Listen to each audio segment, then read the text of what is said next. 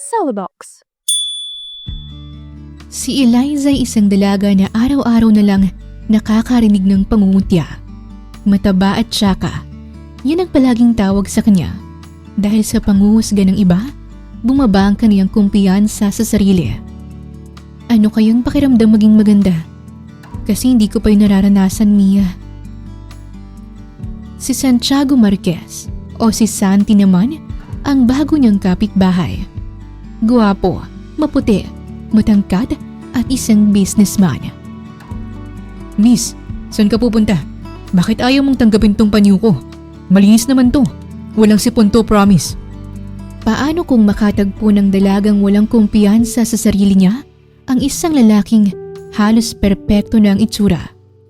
Matutulungan kaya siya nito o mas lalo lamang siyang mapanghihinaan ng loob?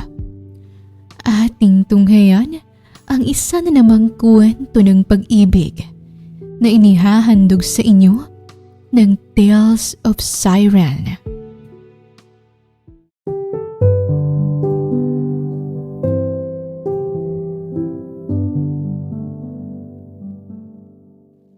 Mia, may suklay ka ba? Kamot-ulong tanong ni Eliza habang nakasilip sa kwarto ng kakambal niyang si Mia. Meron. Manghihiram ka na naman ba? Di ba marami tayong biniling suklay noong Sabado? Usisa ni Mia pero bumangon pa rin naman ito sa kama para abutan siya ng suklay. Nabali lahat eh. Hindi ko na talaga alam kung anong gagawin ko rito sa buhok ko. Pati suklay napagod na sa kanya. Dapat siguro magpakalbo na lang ako. Pero parang hindi naman babagay sa akin ang walang buhok. Baka magmukha lang akong bola.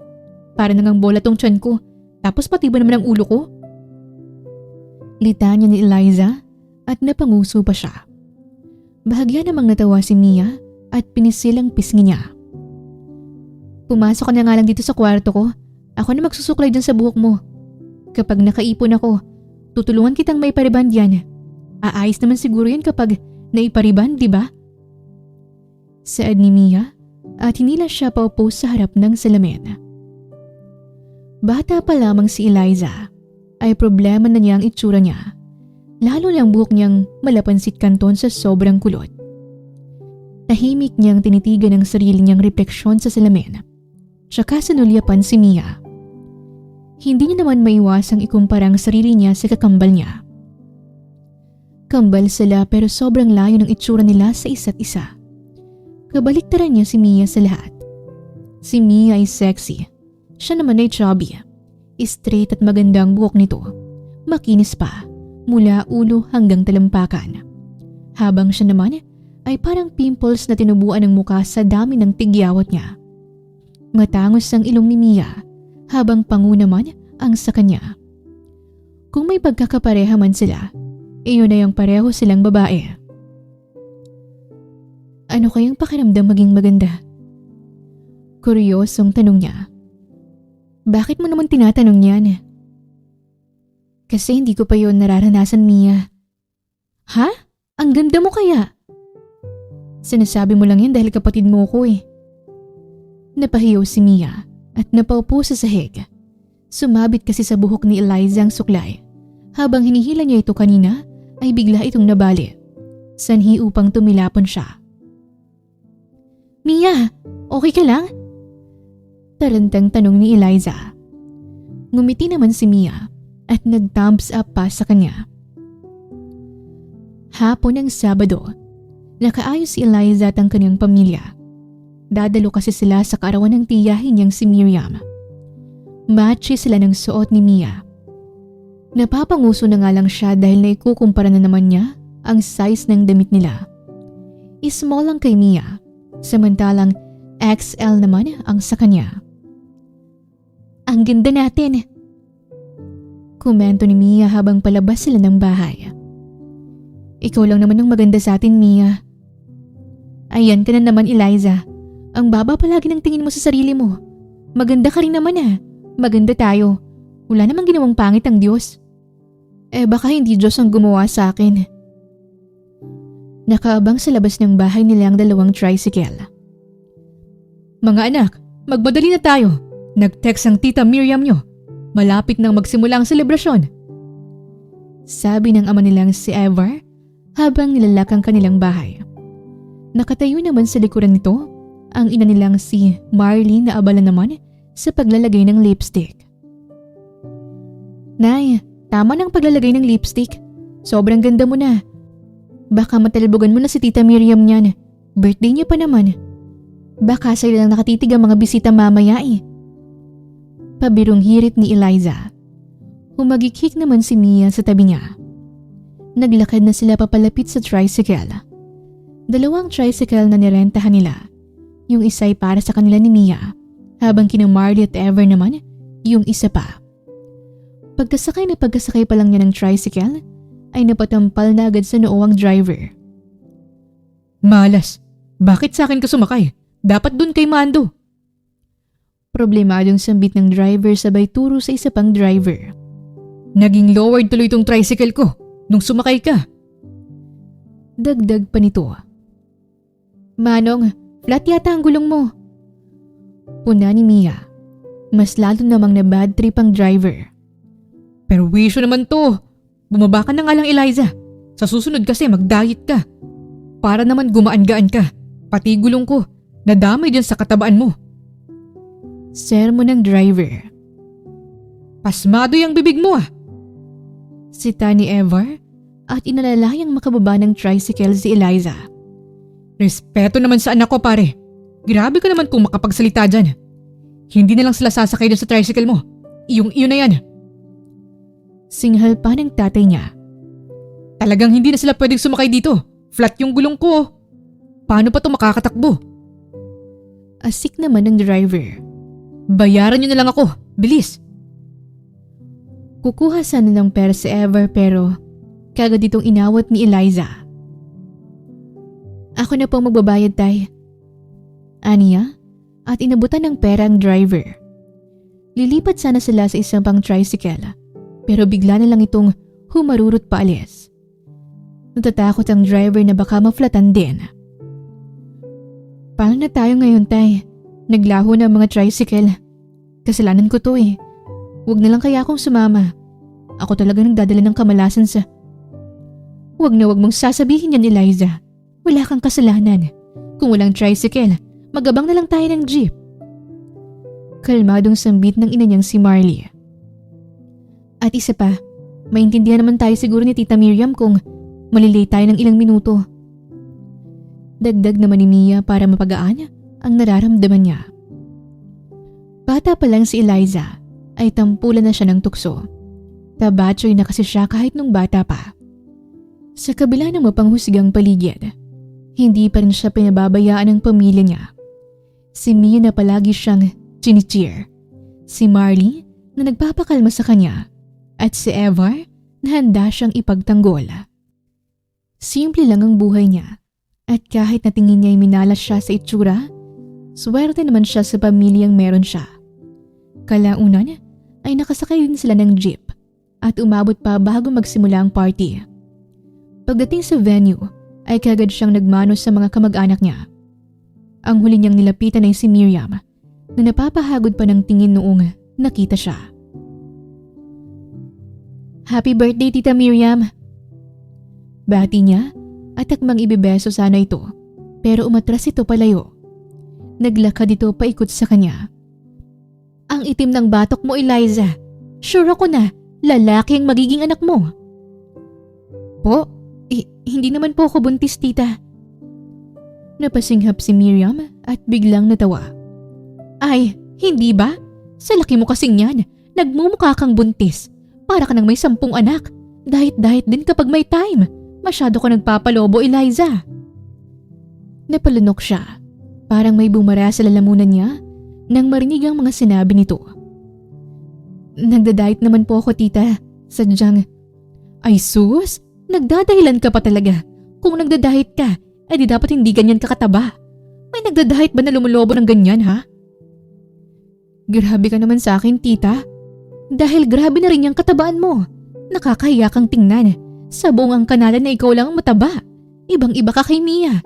Sobrang sexy ng kapatid mo. Tapos ikaw ganyan. Hindi ka ba naaawa sa sarili mo? Nangingilid ang mga luha ni Eliza. Hindi naman siya mapanakit na tao. Pero naisip niya na kung hindi niya lang ito tiyahin, baka kanina pa niya ito na itapon sa labas ng venue. Mabuti na lang at dumating si Mia. May problema po ba dito? Usisa ni Mia, sabay hawak sa kamay ni Eliza. Okay ka lang ba, Eliza? Siyempre okay lang siya. Hindi ko naman siya inaano. Sabat ni Miriam at pinandilata ng mga mata si Eliza. Hindi ba, Eliza? Hindi umimik si Eliza at hinila niya nalang paalis si Mia. Alam kong hindi magandang sinasabi si tita sa'yo. Mas mabuti pang umuwi na lang tayo. Sabihan natin si nanay at tatay. Gumawa na lang tayo ng sarili nating party. Hindi natin kailangan makipagsiksikan dito. Sabi ni Mia sa kanya. Napabuntong hininga na lamang si Eliza. Ilang beses niya nang sinubukang magpapayat. Pero may mga araw talagang napapasarap ang kain niya. At sa laki ng katawan niya, nahihirapan siyang lusawin ang taba niya. Laking probinsya si Eliza. Mga palayan at berdeng paligid ng nakakasanayan niya. Pero napagdesisyonan niyang lumuwas ng Maynila. Tingin niya kasi mas maraming magandang oportunidad ang naghihintay sa kanya doon. At gusto niyang makahanap ng magandang trabaho. Hindi na rin kasi sapat ang kinikita niya sa part-time jobs niya. Sigurado ka na ba talaga, anak? Tanong sa kanya ni Marley. Oo nga, Eliza. Malayo ang Maynila at wala kami doon para samahan ka. Hindi na ba talaga magbabago ang isip mo? Malungkot na sambit naman ni Mia habang pinapanood siyang nag-iimpake. Bukas na kasi ang alis niya. Nay, Mia, para rin naman sa atin tong gagawin ko eh. At isa pa, siguro oras na rin para sanayin kong sarili ko na wala kayo. Kayo ni mismo ang nagsabi noon, hindi sa lahat ng oras sinandyan kayo para ipagtanggol ako. Paliwanag niya. Luminga siya sa paligid. Teka, nasan nga po pala si tatay? Nasa banyo, nagkukulong. Bakit naman po, Nay? Ayaw kanyang makitang umalis. Pagpasensyan mo ng tatay mo. Nalulungkot lang talaga siya na mawawalay ka na sa amin, Eliza. Tipid na napangiti si Eliza at tinungo ang banyo. Kinatok niya ito. Tay, hindi ka man lang ba magpapaalam sa akin? Aalis na ako oh. Naluluha niyang sinabi. Hindi mo man lang ba gustong yakapin ako sa huling pagkakataon? At isa pa, babalik naman ako rito, tay. Mga ilang buwan lang, uuwi agad ako dito para bisitahin kayo. At pwede naman tayong mag-text at tawagan araw-araw para hindi niyo ako masyadong ma-miss. Maya-maya pa, ay lumabas na rin ng banyo ang tatay niya. Mugtong-mugto ang mga mata nito kakaiyak. Tuluyan na rin siyang napaiyak at niyakap ito ng mahigpit. Group hug! Sali tayo, Nay! Sigaw ni Mia at nakisali na rin sa yakapan nila. Mag-ingat ka doon, Eliza. Kapag may umapi sa'yo, tawagan mo agad ako. May kilala akong mambabarang. Loko ka talaga. Kuwawa naman kung ipapabarang mo. Talagang kakawawain ko sila kapag inapinilang kakambal ko. Hinatid siya ng pamilya niya sa terminal ng bus at doon na naman sila nag-iiyakan. Pinakamalakas ang iyak ni Evar. Pinagtitinginan tuloy sila ng mga tao. Grabe naman tong makaiyak si tatay. Magmamaynila lang ho ako, hindi pa ako mamamatay. Pabirong hirit niya sa ama. Kagad na nagpunas ng luha si Evar.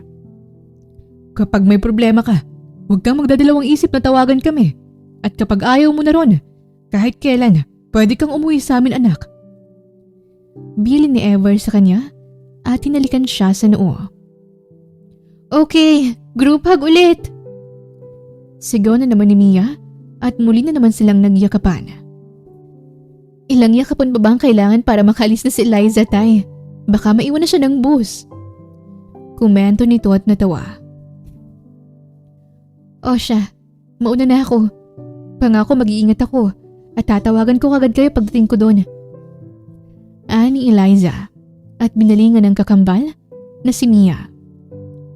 Mia, ikaw na munang bahala kina nanay at tatay. Paalalahanan mo sila lagi na inumin ang maintenance nila. Nakangiting sumaludo si Mia. Yes, boss. Umandar na yung bus. Anunsyo ni Evar. Sige, bye-bye na. Tarantang paalam ni Eliza at hinabol ang bus. Nagsilaglagan pang mga gamit niya. Hingal na hingal siya habang hinahabol ito. Mabuti na lang at huminto rin ito. Manong, pinagod niyo naman ako. Napajogging ako nang wala sa oras. Saan niya? Nang makaapak sa loob ng bus. Tiningnan lang siya ng konduktor. Napangiwi siya at naghanap na ng bakanting upuan. Ano ba naman yan, miss? Umupo ka na. Aandar na tong bus, oh. Si Tanto sa kanya. Kung wala kang mahanap na upuan, pwede ka naman dun sa bubong. Mas malaki ang space doon. Kasyang-kasya ka. Hindi na siya nakipagtalo pa at naglakad na lang papunta sa pinakalikuran. Mabilis na lumipas ang panahon.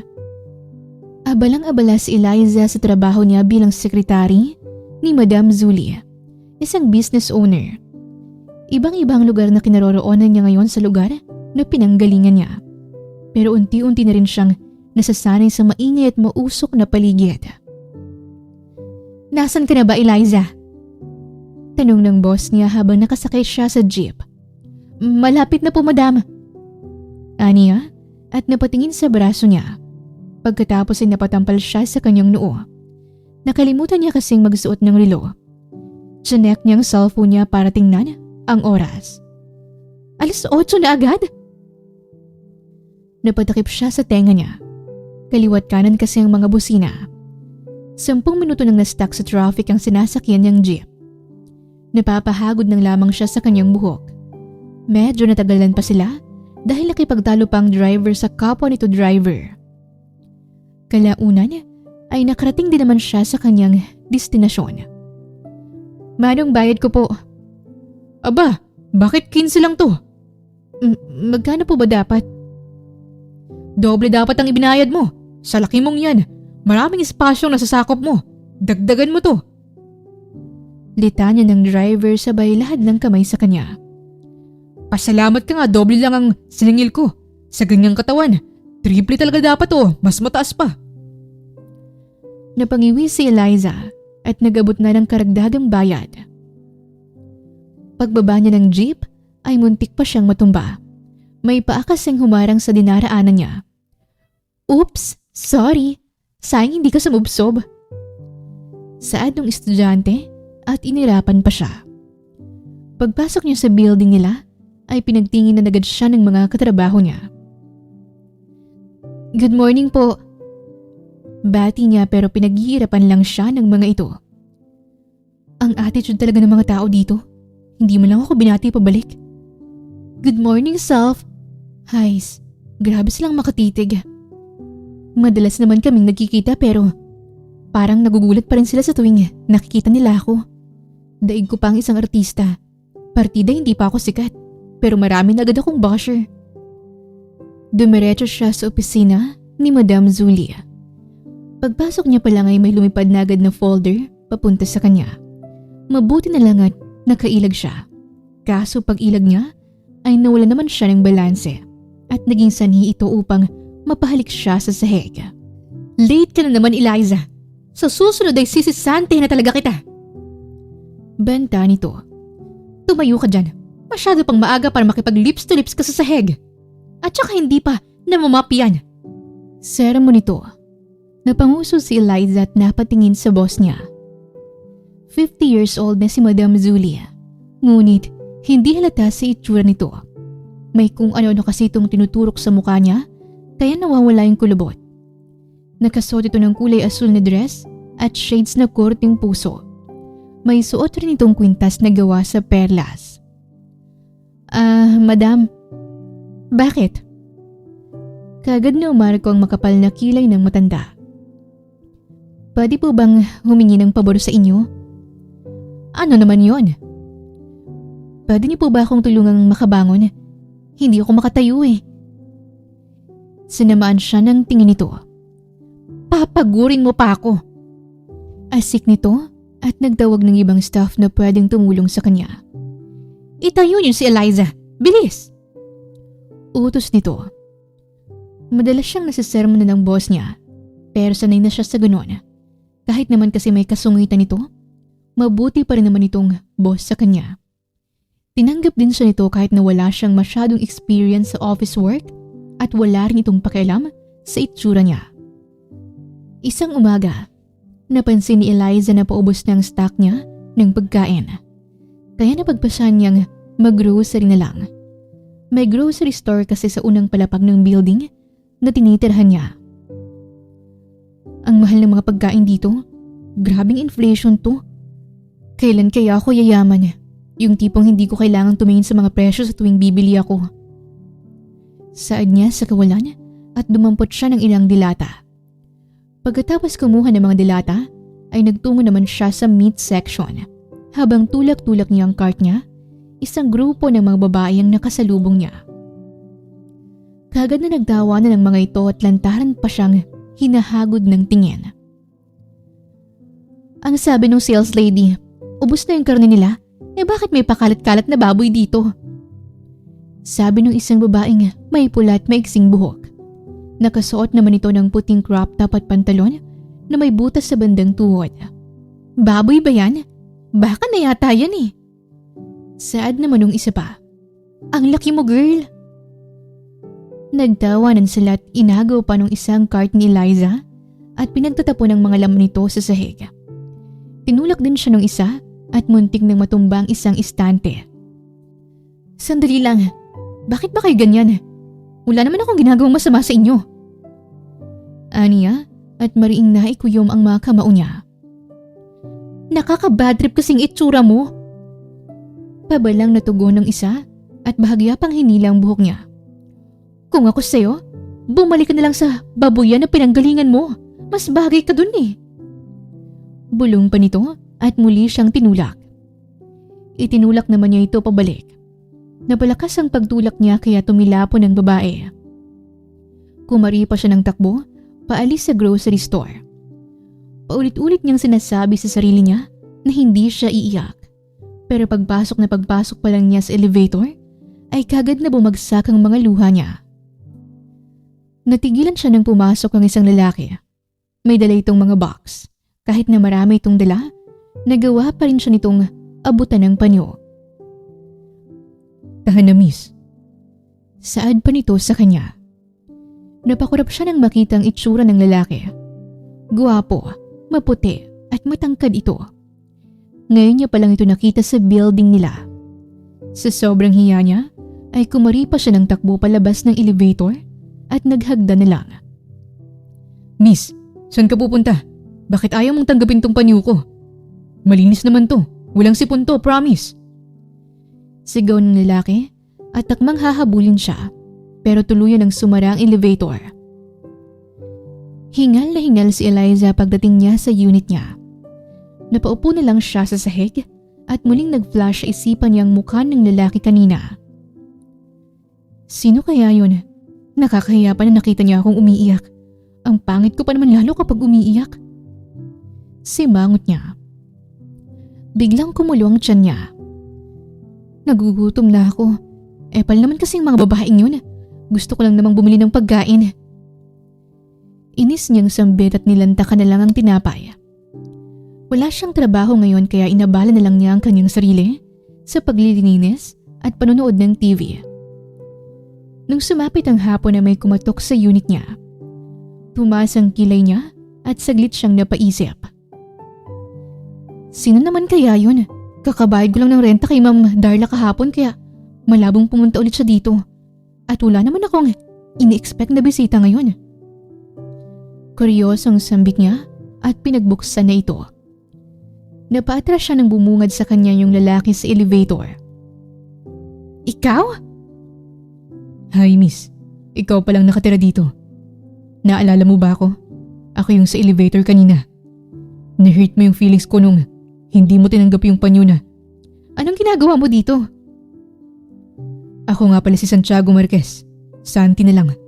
Pwede rin San or Tiago or Argo o Marquez. Pero mas komportable ako kapag tinatawag akong Santi. Astig kasing pakinggan eh. Hindi ko naman tinatanong ang pangalan mo. Ang gusto kong malaman ay kung bakit ka nandito. May ibibigay kasi akong pagkain. Ako mismong nagluto nito.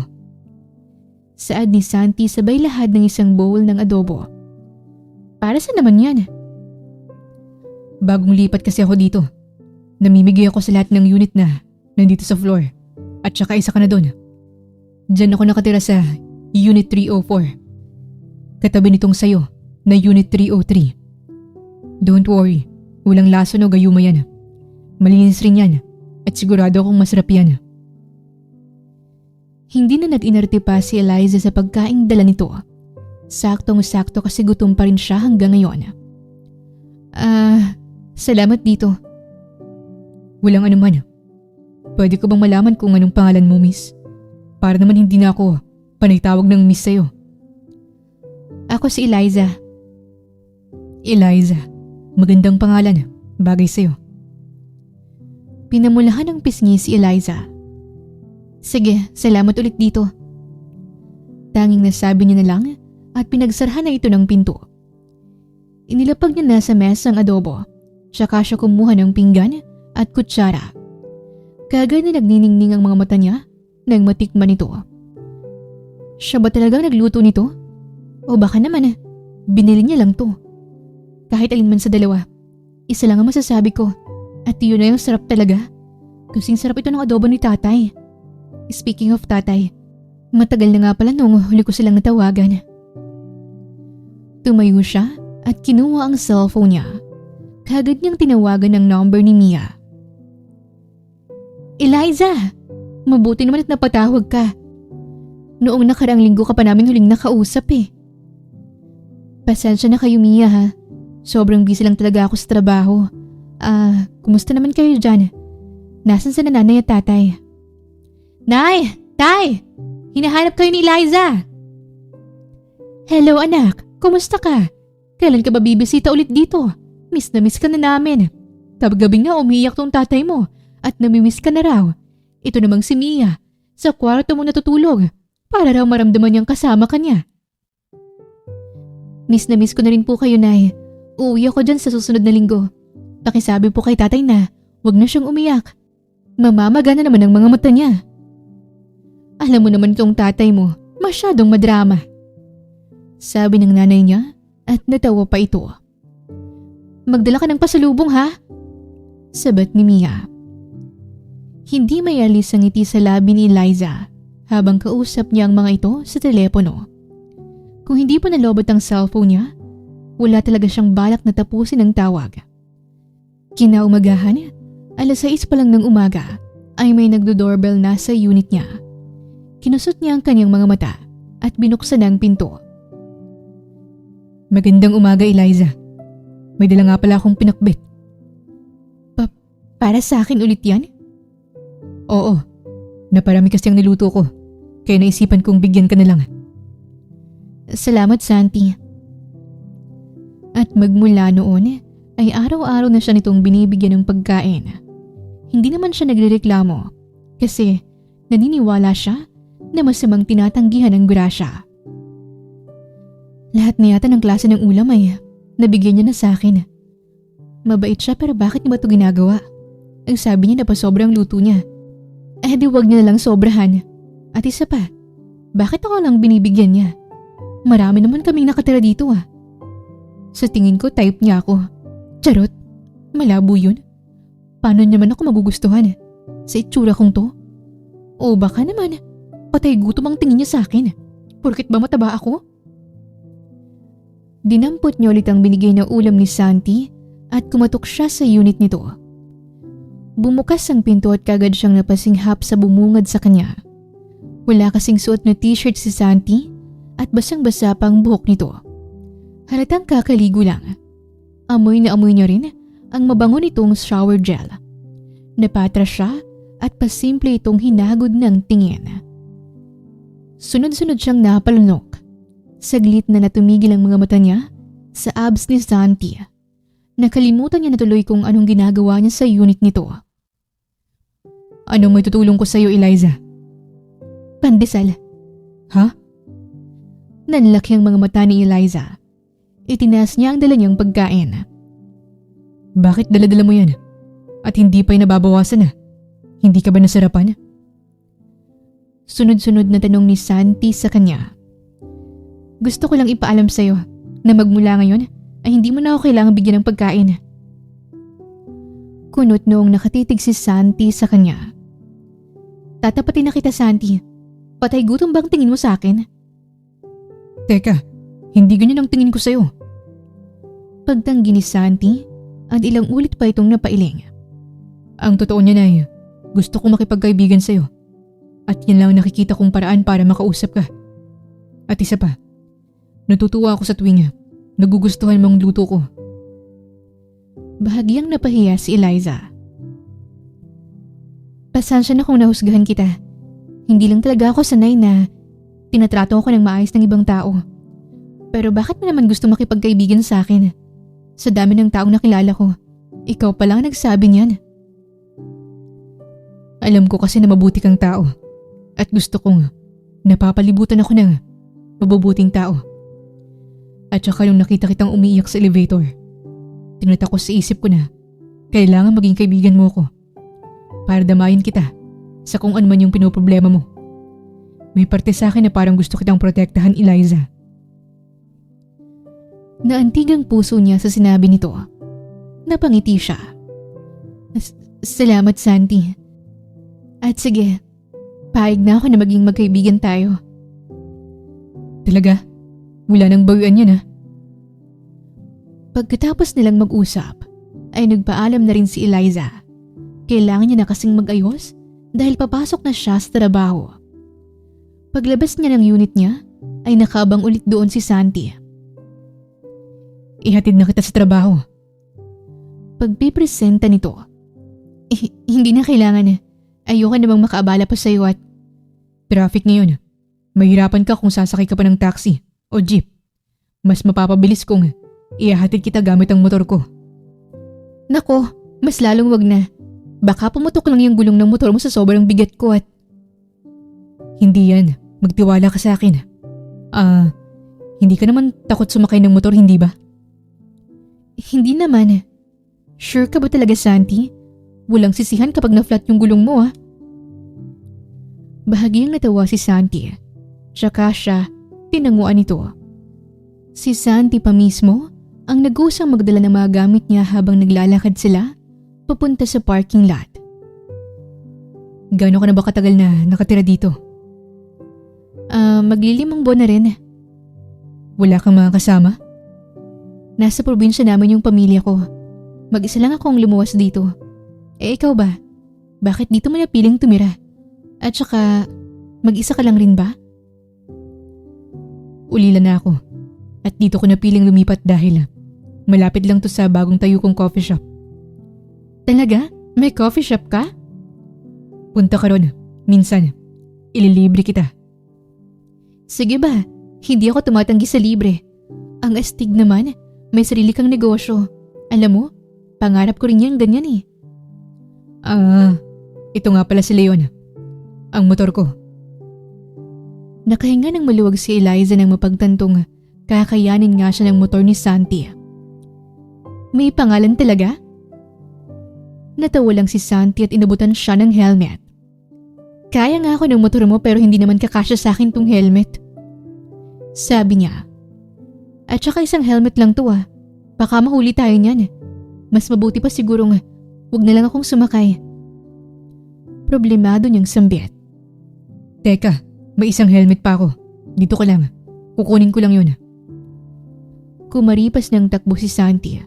Pabalik sa floor na pinanggalingan nila. Napanguso si Eliza. Totoong tao ba si Santi o gawa-gawa lang siya ng imahinasyon ko? Bakit masyado siyang perfect sa paningin ko? Guwapo na, mabait, at gentleman pa. Ngayon pa lang ako nakakilala ng lalaking gaya niya. Para siyang yung bidang lalaki sa librong binabasa ko. Sabi niya sa kanyang isipan. Sakto namang nakabalik na si Santi. Hingal na hingal itong tumigil sa harapan niya. Kahit pagod, nakangiti pa rin ito habang inilalahad ang helmet.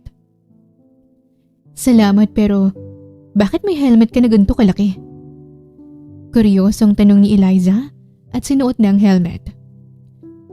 Mabuti na lang at kumasya sa akin. Pero kanino to?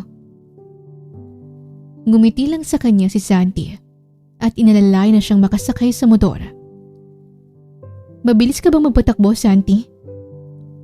Pwede ko namang bagalan para sa'yo. Wag, mas gusto ko yung mabilis para tipid sa oras. Sige, hawak ka ng mahigpit sa akin para hindi ka malaglag. Niyapos niya sa bewang si Santi. Kabado pa siya habang ginagawa yon. Sobrang lakas ng tibok ng puso niya. Mariin siyang napapikit. Sinimulan ng paandarin ni Santi ang motor. Halos humiwalay ang kaluluwa ni Eliza sa bilis ng takbo nila. Napapadasal na lamang siya. Ako nag-request nito kaya dapat panindigan ko to. Aniya, gusto niya naman talagang mabilis na pagpapatakbo pero masyadong mabilis ang pagpapatakbo ni Santi at hindi ganun ang inaasahan niya. Sa sobrang kaba niya ay napapahigpit ang hawak niya kay Santi. Narinig pa nga niya itong napadaing. 10 minuto lang ay nakarating na rin sila sa kumpanyang pinagtatrabahuhan niya. Hilong-hilo siya nang bumaba siya. Palagay ko, naiwan ko yung kaluluwa ko sa kondo. Saan niya? Pasensya na, masyadong mabilis. Ayos lang yun. At buhay pa rin naman tayo. Hindi ako na late at may 10 minutes pa ako bago magsimula sa trabaho. Salamat ulit sa paghatid, Santi. Pangako sa susunod, babagalan ko na. Sa susunod? May susunod pa? Kung gusto mo lang naman, willing naman akong ihatid ka ulit o kahit sunduin pa. Pinamulahan siya ng pisngi. Nakakahiya naman yun. Sige, mauna na ako Salamat ulit. Paalam niya at pumasok na sa building. Napansin niyang pinagtitinginan na naman siya. Kagad siyang napayuko at binilisan ang paglalakad niya. Eliza! Napalingon siya sa lalaking sumigaw. Santi, teka, bakit pumasok ka dito? Hindi ka ba napagalitan ng gwardya? May nakalimutan ka kasi. Ha? Ano naman ang nakalimutan ko? Tanong niya at napaisip siya saglit. Goodbye kiss kaya? Masyadong mabilis para i-kiss ko siya. Pero pwede namang sa pisngi lang, hindi ba? Tanong niya pa sa kanyang sarili. At mangunguso na sana pero nagsalita ulit si Santi. Yung helmet ko, nakalimutan mo kasing tanggalin. Nanlaki ang mga mata ni Eliza. Nasamid siya sa sarili niyang laway. Napahawak siya sa ulo niya at nakapa niya ang helmet. Hiyang-hiya niya itong hinubad. Hala, sorry. Sobrang lutang ko. Ayos lang. Nagpaalam na si Santi sa kanya. Nakatayo lang siya malapit sa elevator at pinapanood ang papalayo nitong bulto. Nung nawala na si Santi sa paningin niya, ay may isang babae na lumapit sa kanya. Ang babaeng ito ay si Annabelle, workmate niya. Nagmukha talaga itong manika na si Annabelle dahil sa buhok nitong nakatirintas sa magkabilang gilid. Idagdag pang makapal nitong makeup, lalo na ang blush o nitong putok na putok at ang makapal nitong kilay. Eliza, sino yung poging naghatid sa'yo? Buti naman hindi na flat yung gulong ng motor niya. So, sino nga siya? Ipakilala mo naman ako. Tingin ko kasi bagay kami. Nagulat siya sa sinabi nito. Hindi mo naman siguro yung boyfriend, di ba? I mean, look at you. Sabay hagod nito ng tingin sa kanya. Alam kong aware ka naman na hindi ka na matitipuhan, hindi ba? Masyado kang tsaka para sa kanya. May number ka ba niya? Wala akong number niya Madamot? Pangit na nga, madamot pa. Nagsasabi ako ng totoo, Annabelle. At kung meron man akong number niya, hindi ko naman yun pwedeng ibigay sa iba nang walang pahintulot niya. Ay sus, siguro may plano kang harutin o gayumahin yun Kaya ayaw mong ipakilala sa akin. Walang ganoon. Diyan ka na nga. Baka hinahanap na ako ni Madam Zuli. Attitude? Pangit? Pahabol na sigaw pa ni Annabelle at narinig pa niya ang tawa na ng iba. Huminga siya ng malalim at hinintay na lang na sumara ang elevator. Good morning, madam. Eliza, tumawag kanina yung sekretary ni Mr. Branch. Gusto niyang makipag-meet sa atin. Yes, madam. Naitawag na rin po yun sa akin kahapon. Nag-request din po sila ng lugar at oras. Sa Tiago Cafe raw po 1 p.m. Pwede bang ikaw munang makipag-meeting sa kanila? Kabisado mo naman yung proposal natin, hindi ba? Na-ospital kasi ang apo ko at kailangan ko siyang bisitahin mamaya. Sure, madam. Thanks, Eliza. Maasahan ka talaga. Nung sumapit na ang alauna, ay kagad na nagtungo si Eliza sa coffee shop na napag-usapan nila ng kliyente. Good afternoon, Mr. Branch. Bati niya at nakipagkamay na. Hindi na hinanap pa ng kliyente ang boss niya dahil nasabihan na niya ang mga ito bago pa man sila magkita. Umorder muna sila ng kape bago sinimulan ng meeting. Nagulat siya dahil si Santi ang lumapit para kumuha ng order nila. Santi? Gulat niyang sambit. Bakit ka nandito? Ngumiti naman si Santi at kinindatan siya. Isa-isa nang kinuha nito ang order nila. Nakasunod ang tingin niya kay Santi. Bakit ba siya nandito? Sinusundan ba niya ako? Naguguluhan niyang tanong. Ngunit, kagad din naman niyang napagtanto kung bakit. Tiago Cafe. Tama! Santiago nga pala yung buo niyang pangalan at may coffee shop siya. Ito na siguro yun. Maayos na nagtapos ang meeting nila at naaprubahan na rin ng kliyente ang kung anumang napag-usapan nila. Nauna nang umalis ang mga ito habang nananatili na muna siya sa cafe. Sumimsim siya sa kape niyang malamig na at sabay pa simpleng sinulyapan si Santi na nasa counter at kausap ang isang staff. Naibugan niya ang kape nang bumaling si Santi sa kanya at nahuli siyang nakatitig. Natataranta siyang dumampot ng tissue. Nasagi pa niya ang bag niya at nalaglag ito. Kagad namang lumapit si Santi sa kanya at ito pa mismo ang dumampot ng bag niya. Salamat, Santi. May mantsa na ng kape ang damit mo. Wala ka bang dalang extra? May restroom naman dito. Pwede kang magpalit doon. Mabuti na lang talaga at may dala siyang extrang t-shirt. Kaya nakapagpalit agad siya. Nakaabang naman si Santi sa labas ng banyo. Uuwi ka na ba? Hindi pa. May tatapusin pa akong report. Pwede bang tumambay muna ako rito? Dito ko na lang tatapusin. Masyado kasing aksaya sa oras kung babalik pa ako sa opisina. Oo naman. Mag-order ka rin ng kahit ano. Libre ko. Nako, nililibre mo na nga kanina yung order namin ni Mr. Branch tapos ililibre mo na naman ako? Malulugi ka niyan, Santi.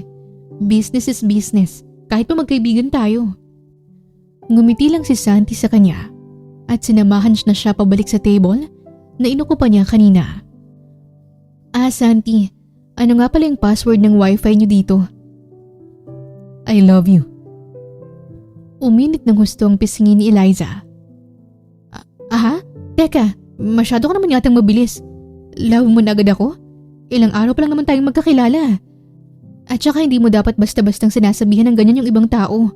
Lalo na kung hindi ka pa naman talaga sigurado sa nararamdaman mo. Oo, gwapo ka. Pero huwag kang umasa na. Sasagutin kita agad ng I love you too. Dapat mas kilalanin pa muna natin ang isa't isa. Humagalpak ng tawa si Santi. Anong nakakatawa? Yung password. I love you. Napakurap si Eliza. Password lang pala yun. Napakamot pa siya sa kanyang ulo. Ang cute mo talaga, Eliza. Sige, gagawin ko muna ang order mo. Umawag ang labi niya ng pisilin ni Santi ang kaniyang pisngi. Masyado ring malakas ang kabog ng dibdib niya sa sobrang lakas ay hindi na niya naririnig ang ingay sa paligid. Habang nagtatrabaho siya ay panay sulya pa rin siya kay Santi. May time pa na pangalan ni Santi ang naitatype niya sa keyboard. Napailing siya. Focus sa trabaho, Eliza. May crush na yata ako sa kanya. Hindi maganda to. Ako palang masyadong mabilis. Hindi ako pwedeng magkagusto sa kanya. Masasaktan at aasa lang ako. Katulad ng sinabi ni Annabelle. Hindi magugustuhan ni Santi ang gaya ko. Ang lalim yata ng iniisip mo. Sita ni Santi. Pwede ba akong umupo dito? Tumango si Eliza at nagkunwaring busy kahit naka-off na ang laptop niya. Kumusta naman ang lasa ng kape at pastry namin? Great, masarap. Pwede kang bumalik dito anytime. Ang ganda ng cafe mo. Gusto ko rin yung vibe at saka ang babait ng mga staff mo. Lalo ka na, Santi. Sabihin mo lang kung uuwi ka na. Ihahatid kita. Nako, wag na. Sobra na kung ihahatid mo pa ako pa uwi, Santi. Hindi na yun kasali sa service nitong cafe mo. Sabay silang natawa. Pero seryoso ako, Santi. Hindi mo ako kailangang ihatid pa uwi. May naibok na rin naman akong taxi. Malapit na yon. Pero salamat pa rin sa pag-alok mo. Sa paglipas ng mga araw, ay mas lalo pa silang naging malapit sa isa't isa. Napapadalas rin ang paghahatid sundo ni Santi sa kanya sa trabaho. Hindi rin naman siya tumatanggi dahil bukod sa nakakatipid siya sa ganung paraan, ay gusto rin talaga ni Santi na ginagawa yon. Sa dalas nilang magkasama, may napapangiwi at napapairap kapag nakikita sila. Lalo na ang mga kasamahan niya sa trabaho. Pilit niya namang iniiwasan ang mga ito. Anong movie ba ang magandang panoorin? Tanong ni Santi habang naglilipat ng channel. Nakatambay sila ngayon sa unit ni Eliza. Linggo kasi at pareho silang walang trabaho. Close kasi ang cafe ni Santi ng gantong araw. Horror movie. Suwestyon niya. Ng tanghaling tapat? Wala namang masama doon at saka wala namang batas na dapat tuwing gabi lang pinapanood ang horror movies. O baka naman natatakot ka lang. Pangaasar niya kay Santi. Hindi ako natatakot, no. Hindi naman ako natatakot sa mga aswang at multo. Kahit pa magyakapan kami sa gabi. Nako, baka marinig ka ng mga multo at tutuhanin niyang sinabi mo. Namutla si Santi. Nagjo-joke lang naman ako. Sa mga multo dyan, binabawi ko na yung sinabi ko. Natawa si Eliza at nilapag na sa coffee table ang nihahanda niyang popcorn. Wala nga pala akong powdered cheese, kaya asin na lang nilagay ko sa popcorn. Ayos lang naman sa iyo, hindi ba? Biglang napahiyaw si Santi. Natawa ulit si Eliza nang makitang takot na takot nitong ekspresyon. May sumulpot kasing multong madre sa screen, kaya ito napasigaw. Hindi ka pala takot Hindi naman talaga. Nagulat lang. Nagsimula ng palabas at focus na focus si Eliza sa panunood. Si Santi naman ay nakapikit lang habang sinusolo ang popcorn. Paano mo makikita yung palabas kung nakapikit yung mga mata mo? Nagmulat ng mga mata si Santi. Hindi naman ako nakapikit Palusot pa nito. Paubos na agad yung popcorn. Hindi pa tapos yung movie. Puna ni Eliza at muli na namang natawa nung sumigaw si Santi. Nakakainis talaga yung bida sa mga horror movie, no? Alam naman nilang may kababalagan na sa silid na yon. Pumapasok pa talaga sila. Komento ni Eliza. Sa huli ay pinatay na lang nila ang TV. Baka kasi i-report na sila ng mga kapitbahay nila sa paulit-ulit na pagsigaw ni Santi. Ang sakit ng lalamunan ko. Paano hindi sasakit Todo sigaw ka dyan. Habang nag-uusap sila, ay isang paru-paro ang biglang pumasok sa unit ni Eliza. Nakabukas kasing pinto niya papunta sa balkonahe. Si Papa.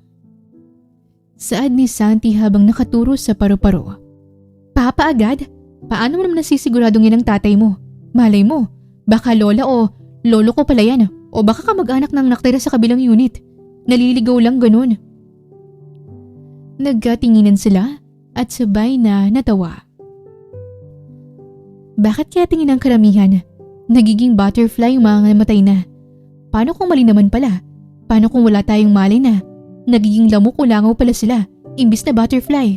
Imagine, pinatay mo yung lamok, tapos tita mo pala yun. Litanya ni Eliza. Speaking of lamok, di ba sinisip-sip ng mga lamok yung dugo natin? Ibig bang sabihin, kadugo na natin sila? Tawang-tawa naman si Santi sa kanyang sinabi. Gutom lang yan, Eliza. Ipagluluto na nga lang kita. Pero, magbabanyo muna ako. Paggamit ng CR mo hindi ko na talaga kayang pigilan eh. Habang nagbabanyo si Santi, ay tumunog naman ang doorbell. Pagbukas ni Eliza sa pinto, ay ang pamilya niyang bumungad sa kanya. Mia? Nay? Tay? Surprise! Happy birthday, Eliza! Bati ni Mia at niyakap siya. Nakalimutan mo na yatang birthday natin at hindi mo ko binati. Sa sobrang busy niya, nawala na sa isip niya ang birthday nila ni Mia. Malaki-laki kasi ang kinita namin sa pag-aani, anak. Kaya napagpasya namin gamitin yung pera papunta dito para naman makita namin tong tinitirhan mo at kung ayos ka lang ba dito. Paliwanag ng ina niyang si Marley. Ang saya-saya ko po. Namiss kong makayakap kayo ng ganito. Sagot ni Eliza at pinupog ng halik ang kaniyang pamilya. At ang mahalikan kayo ng ganito. Grabe naman sa halik, kambal. May kasamang laway. Pabirong hirit ni Mia. Nako, umiiyak na naman si tatay. Puna ni Mia. Napakaiyakin talaga nitong baby damulag natin. Saad ni Eliza at mahigpit na niyakap ang ama niyang si Evar. Namiss kita ng husto, anak ko. Namiss din po kita, tay. May dala nga pala kaming pasalubong, Eliza. May suman at ang paborito mong nilagang saging at syempre may sausawang ginamos. Habang nagkakamustahan sila, ay bigla namang lumabas mula sa banyo si Santi. Natigilan silang lahat. Sino siya? Takang tanong ni Mia habang nakatitig ng mariin kay Santi. Anong balak mo sa anak ko? Sigaw ni Evar at sinugod si Santi. Kwinelyuhan ito si Santi. Kagad namang umawat ang mag-ina. Pumagitna na rin si Eliza. Tay, bitawan mo po si Santi.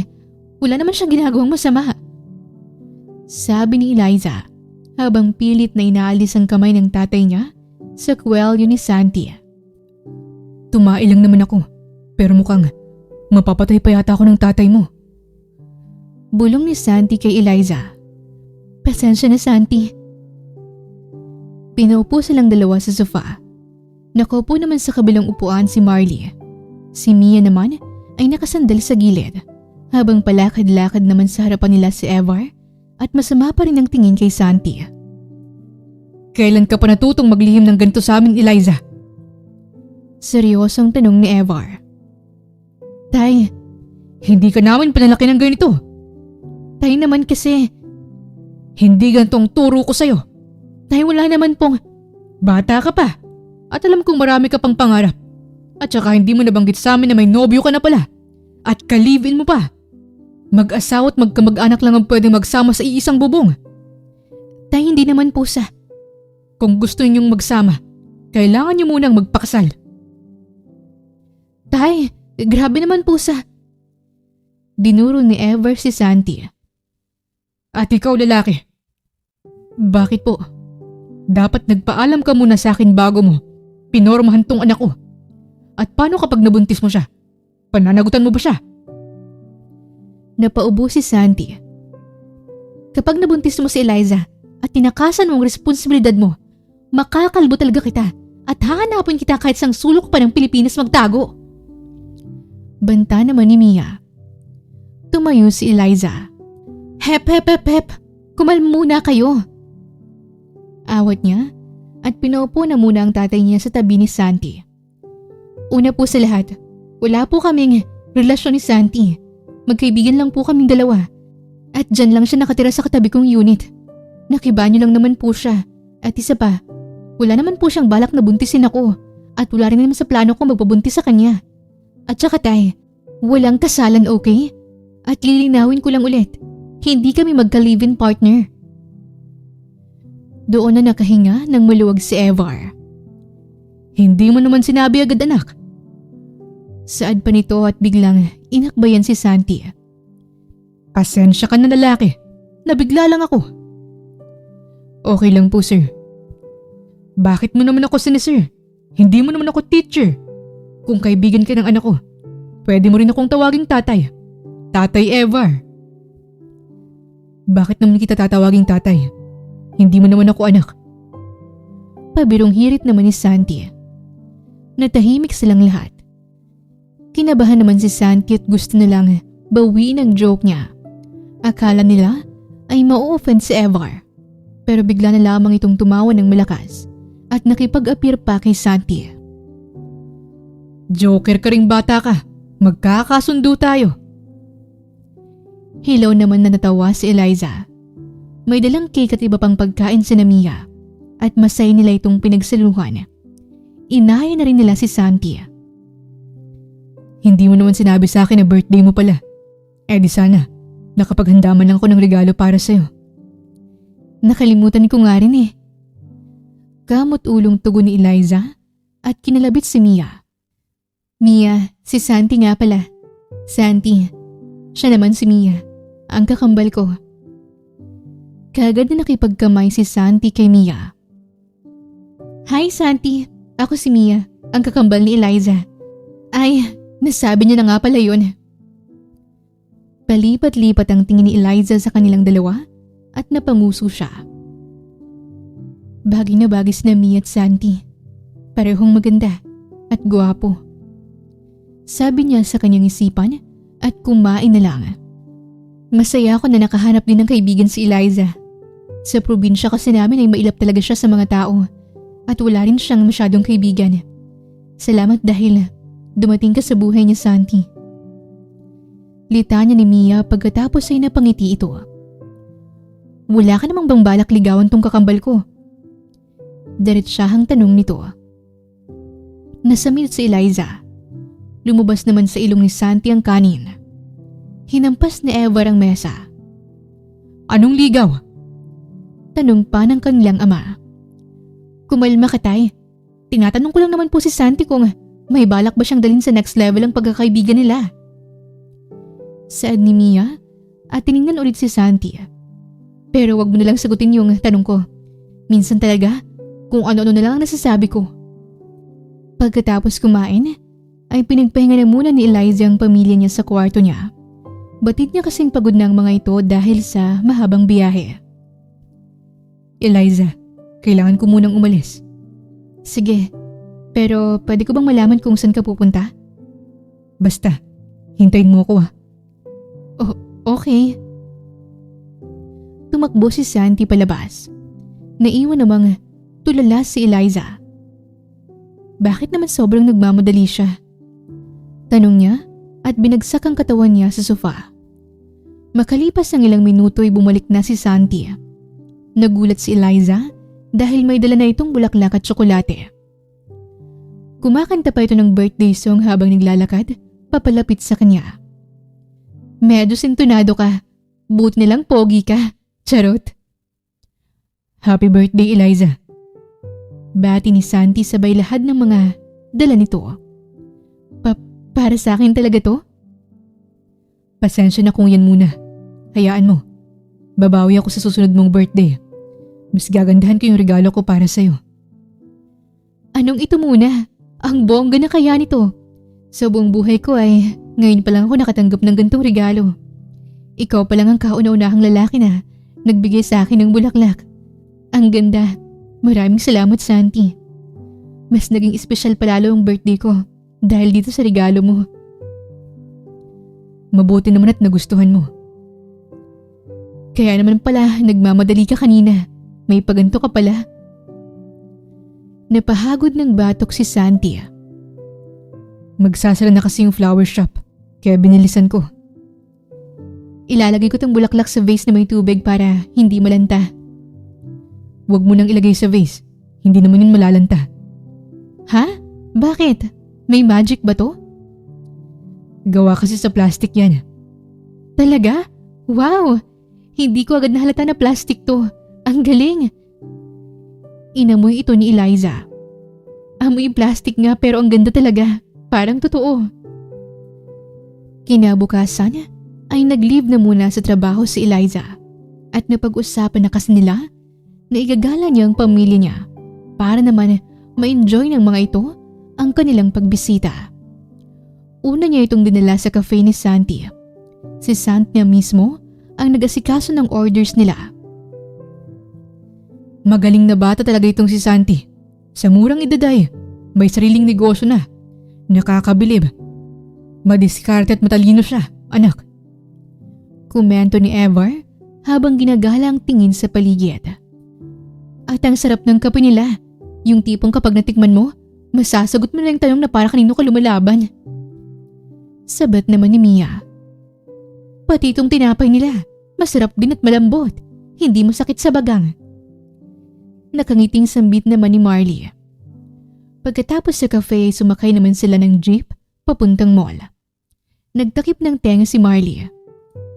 Hindi ko talaga kaya ang gantong ingay, anak. Ibang-iba talaga sa bukid natin. Doon kasi, mga baka, kambing at manok lang ang nag-iingay. Mas okay naman yun kaysa sa mga sasakyan dito. Puna ni Marley. At saka sobrang traffic din. Buti, natagalan mo dito, Eliza. Kung ako ikaw, siguro unang araw ko palang rito. Bumiyahin agad ako pabalik sa probinsya natin. Hindi talaga ako para sa gantong lugar. Sabi naman ni Mia. Makalipas ang ilang minuto, ay narating na rin nila ang mall at pagpasok pa lang nila ay napayakap na agad si Ever sa kanyang sarili. Ang lamig dito, anak. Para akong nasa snow. Ganito palang pakiramdam ng hotdog kapag nasa loob ng ref. Natuwa si Eliza. Grabe, ang ganda dito. Maraming tindahan. Ngayon pa lang ako nakapasok sa mall. Wala naman kasing ganito sa atin eh. Saad ni Mia. Malamig nga. Dapat pala, pinag-jacket natin sa nanay at tatay. Nasa ikalawang palapag po yung mga damit. Sumakay na po tayo sa elevator. Aya niya sa kanyang pamilya. Elevator? Di ba yun yung box na umaakit baba, anak? Ayoko dun. Masikip dun eh. Baka hindi kami makahinga ng nanay mo. Sige po tay. Kung ganon, mag-escalator na lang po tayo. Suwestyon naman ni Eliza. Hindi ba't yun yung hagdan na umaandar? Tanong ni Mia. Kaagad naman niya itong tinamuan. Hagdan na umaandar? May ganun pala. Gulat na tanong ni Evar. Iginaya ni Eliza ang pamilya niya papunta sa escalator. Nakakatakot naman to, anak. Komento ni Marley at napahawak sa braso ni Evar. Sabay pang napatras ang mag-asawa. Baka pumasok ang mga paa namin sa ilalim niyan. Huwag kayong mag-alala, Nay. Nandito naman po ako eh. Aalalayan ko po kayo. Sa huli, ay ligtas niyang napaapak ang mga ito sa escalator. Ang ganda pala ng ganito. Hindi mo na kailangang humakbang para makarating sa taas. Kapag yumaman tayo nagkaroon ng mansyon na may 10 palapag, magpapalagay tayo ng ganito. Suggestion naman ni Mia habang nakatingin sa baba. Kumakaway pa ito. Napapairap tuloy yung mga taong nakakita. Bigla na lamang napangiti si Eliza habang pinagmamasdan ng kaniyang pamilya. Masaya siya na kahit papano. Nadala niya ang pamilya niya sa ganitong lugar. Dahil sa hirap ng buhay nila, ngayon pa lang sila nakaranas ng ganito. Nakarating na rin sila sa bilihan ng mga damit. Teka, bakit naman nandito si Marian Rivera? Tanong ni Mia at natigilan sila sa paglalakad. Nilingon nila ito at naabutan nila si Mia na nakatayo sa harap ng salamin. Salamin niya, anak. Sagot ni Marley. Ay, salamin pala to. Akala ko nakita ko na si Marian. Hirit pa nito, sabay hawi ng buhok. Baka dito ko na mahanap ang dingdong dantes ng buhay ko. Nagtawanan sila at hinila na si Mia. Sa pagkakaalam ko, kumain naman tayo kanina bago umalis. Pero parang nalipasan yata ng gutom itong kapatid mo, Eliza. Pagbibiro ni Marley. Kaagad na tumulis ang uso ni Mia. Hindi niyo malang sinuportahan sa pagpipiling ko. Hindi niyo ba ako mahal? Pagdadrama pa nito. Muli na naman silang nagtawanan. Piliin niyo po lahat ng gusto niyo. Ako po ang magbabayad sa lahat. Sabi ni Eliza. Ang galante ng kakambal ko. Ngisi ni Mia at niyakap siya. Pwede ba akong bumili ng mga dress, Eliza? Oo naman, kahit ano, kahit ilan.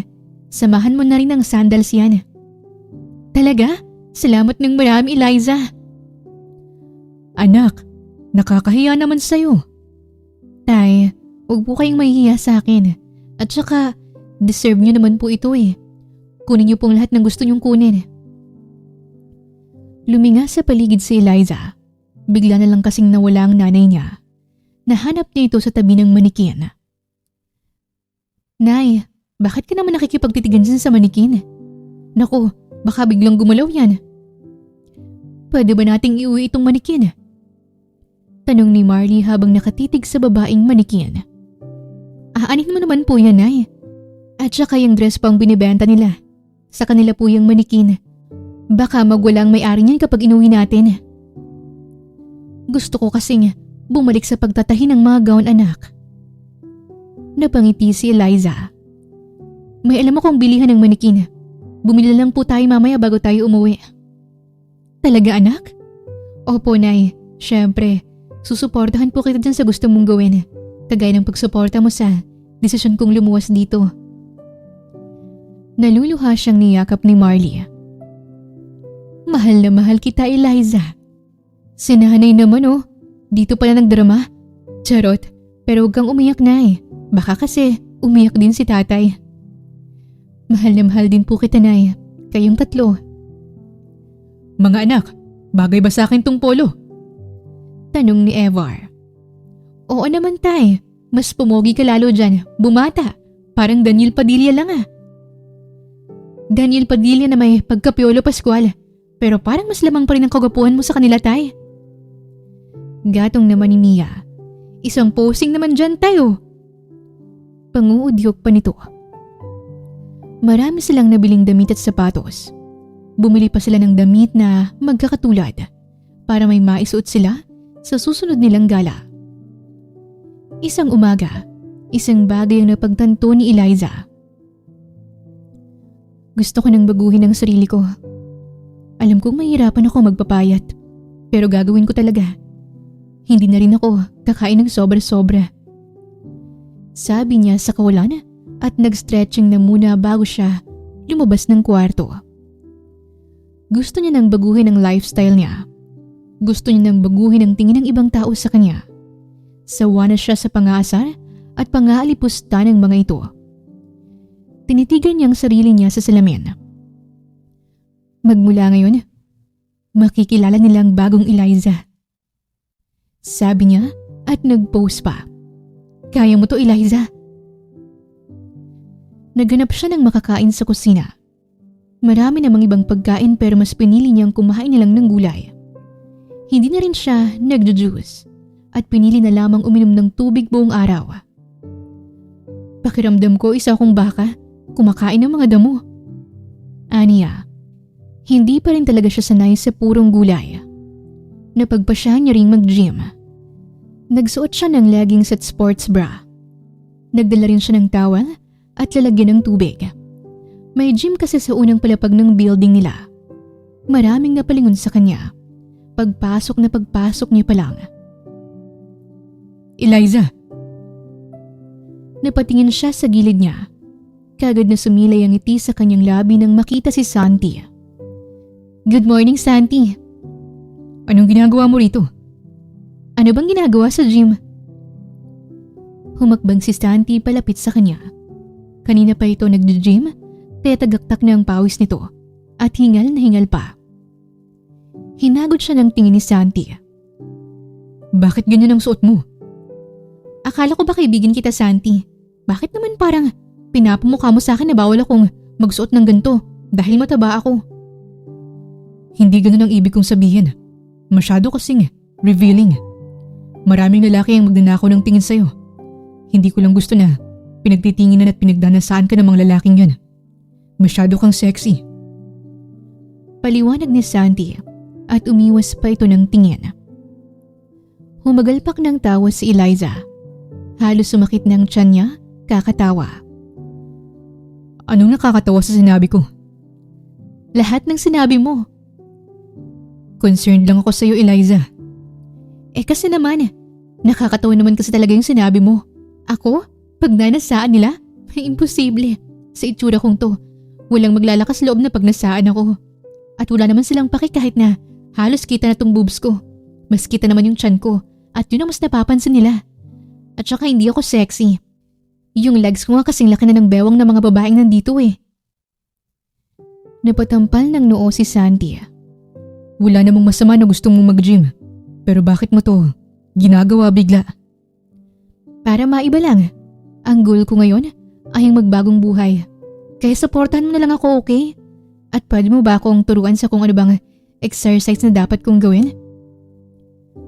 Malalim na napabuntong hininga si Santi. Namumroblema pa rin sa suot niya. Sige, warm up muna tayo. Sinimulan nila sa warm-up exercise. Habol-habol ni Eliza ang hininga niya at napapahawak siya sa bakal. Sure ka bang warm-up lang to? Tanong niya. Ang hirap pala talagang mag-exercise. Kailangan yata 10 taon ako mag-exercise para ma-achieve ko yung Coca-Cola body. Wala namang madaling gawin. Pero kung gusto mo talaga, kailangan mong magtiis at panindigan to. Biglang naghubad ng damit si Santi. Hoy! Ano yan? Mainit kasi. Inayos ni Eliza ang salamin niya. Malabo yung mata niya, pero lumilinaw talaga kapag abs na ni Santi ang nakikita niya. Tama siya. Ang init niya. Kasi ang hot niya masyado. Grabe talaga ang katawan ng lalaking to. Komento niya at napakagatlabi na lang habang pinapanood ang pagpupunas ng pawis ni Santi.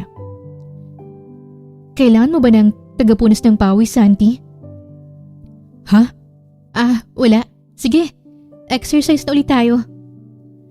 Palusot ni Eliza at bigla na lang nag-push up sa harapan ni Santi. Habang nag-exercise sila yung dalawang babae, ang napadaan sa pwesto nila. Level up na talagang mga hayop ngayon, no? May nakita na ako sa social media noon, parot na kumakanta. Ngayon naman, may baboy na nagja-gym. Nakakagulat. Puna nung isa at malakas pang natawa. Tapos kasama pa ng baboy si Santi, my loves. Nalaso na siguro ng baboy na ilang isipan ni Santi. Pinainom niya siguro ng gayuma yan kaya sama si Santi sa kanya. Sabi naman nung isa pa. Sisitahin sana ito ni Santi pero nauna na yung gawin ni Eliza. Nakakita na ba kayo ng baboy na nananapak?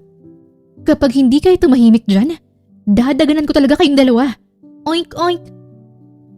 Banta niya sa mga ito. At tinantanan na rin sila ng mga ito. Tumatapang ka na. Proud na sinabi ni Santi. Napangiti si Eliza. Pero madalas, natatameme pa rin talaga ako kapag may nakakaharap akong kagaya nila. Kasi may part naman na totoo sa mga sinabi nila eh. Eliza, hindi naman mahalagang mga sinasabi nila eh. At hindi ka naman baboy. Tao ka.